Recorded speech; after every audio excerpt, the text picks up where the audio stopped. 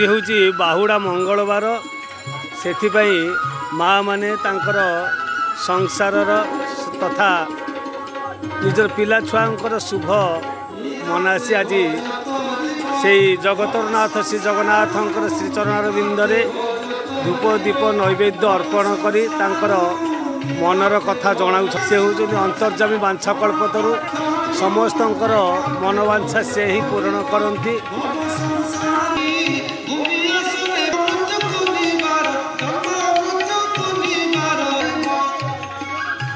ଆଜି ମଧ୍ୟ ଏଠାରେ ନୀତି ଭୋଗ ହେବ।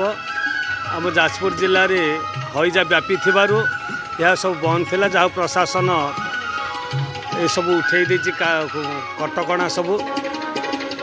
ସାନ ବୋଉ ବାହୁଡ଼ା ମଙ୍ଗଳବାର ଓଷା କାହିଁ କରନ୍ତି ଲୋ?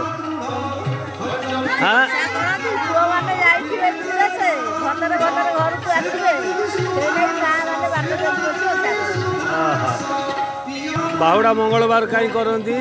ଶ୍ରୀ ଜଗନ୍ନାଥ ଯୋଉ 8 ଦିନ ପାଇଁ ଯାଇଥାନ୍ତି ଗୁଣ୍ଡିଚା ମାଙ୍କ ପାଖକୁ, ଗୁଣ୍ଡିଚା ମାଙ୍କର ପୁଅ ଝିଅ ଶ୍ରୀ ଜଗନ୍ନାଥ ବଳଭଦ୍ର ସୁଭଦ୍ରା ତାଙ୍କର ମଙ୍ଗଳ କାମନା ନିମନ୍ତେ ତାରିଣୀ ମାଙ୍କ ପାଖରେ ପ୍ରସନ୍ନ। ଆଚ୍ଛା, ଧନ୍ୟବାଦ ଧନ୍ୟବାଦ। ହଁ।